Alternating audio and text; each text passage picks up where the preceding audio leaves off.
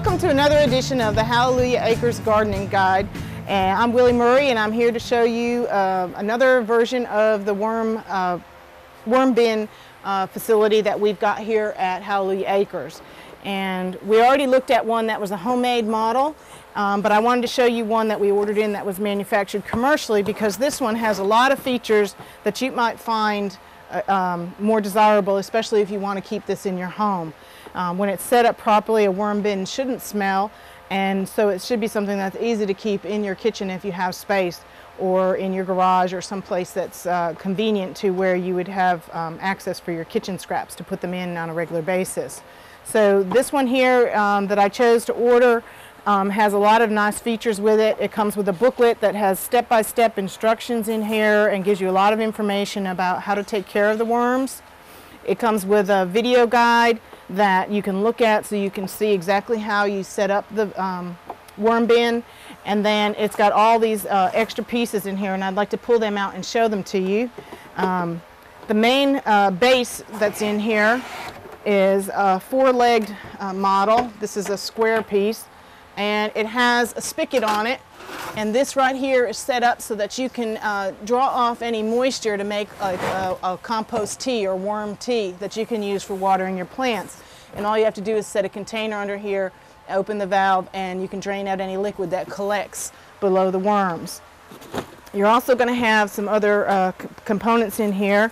Set this stuff down. This particular one has what they call a worm ladder, and if you set this base tray in here, it helps the worms, if they happen to fall through the tray, it helps them climb back out and get into the next layer of the worm bin. To set the first layer up, what we're going to do is we're going to take a single tray and place it right on top of the worm bin. Now if you take a look at this, you can see that there's a screen in the bottom that has holes a little bit less than 1/4 of an inch in diameter, but it's very easy for those red wigglers to crawl through. So we'll place that right here on top of the tray. The next thing that we do is we put down a single sheet of newspaper to kind of cover the bottom, and that holds the bedding in and helps keep the worms in. When we add successive layers, we'll never put any paper in the bottom because we want the worms to pass readily through. But that first layer, it helps keep the material from falling through the bottom. We've also got some other supplies that I think are really nice that came with this kit. We got a block of coconut coir, which is what we'll use. You mix this with some moisture and the shredded paper that we've gathered, and then we'll add that into the bin to build up our bedding material. They've also got some coarse pumice, and that gives some grit for the worms. They have a gizzard just like a chicken, and this will help them chew their food. And there's some tools in here. There's a scraper, there's a small rake, and there's also even a thermometer so that you can maintain or monitor the temperature in your compost, and that comes with it so that you can check the temperature inside, because you're concerned for your worms with the temperature of the bedding, not with the air temperature. And it's got a little color code on it actually that shows you the ranges that you need to be in. So what we can do is take up this material and mix it together and add it to the bin into this layer. All right, so here I am with my bucket, and I'm mixing together the components of the bedding.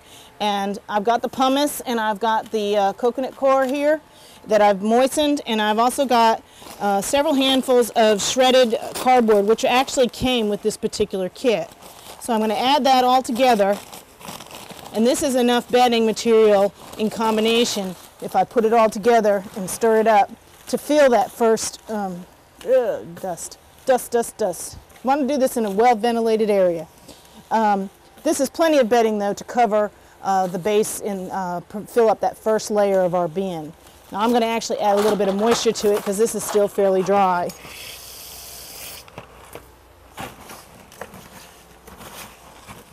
And once I've got this thoroughly mixed, then I can take it and I can dump it right there into the first layer of our bin.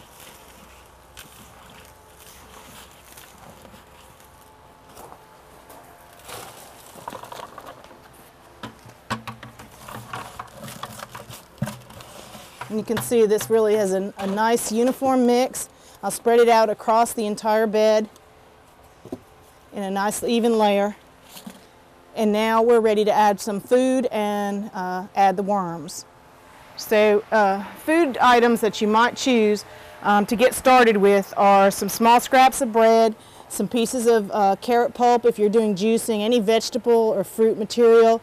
You can also add coffee grounds, you can add tea bags, eggshells, pretty much anything that's organic that you think you'd like to put in your compost pile can be added right here as a food supply. You just want to make sure it's shredded or in smaller pieces so the worms can get at it. I'll put that over to one side or in a corner, and then I'll take my bag of worms and I can dump those out right here onto the top of the bedding, and I want to just do this and let the worms crawl out on their own.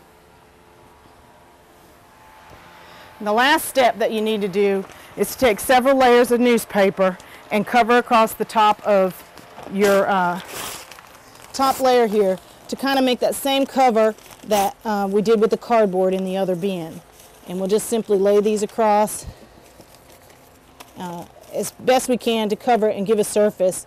I can take a misting bottle. So we'll spray that across the surface to moisten it, and then we're ready for the next layer, and that simply is a cover. And this cover is great because it seals in but still allows a ventilation. It keeps the worms inside, gives them a dark environment, and anything you might need to know for a quick reference is written right here on the label on the top. So this is really a great way to get started with worm composting if you've never done it before. Okay, the last and final thing on this particular episode, I just want to mention that this particular model comes with several bins, so that once this layer, once the worms are active in here and this layer becomes full, I can add another layer. It stacks right on inside. I can start adding new compost material in here, vegetables and fruit scraps, coffee grounds and things, and move the lid up to the next layer. The worms eventually will migrate up to get food in here, and when the bottom is well broken down, you can take that out and use that to add to your garden plants. And that's it for this episode of the Hallelujah Gardener Guide, and we look forward to seeing you next time.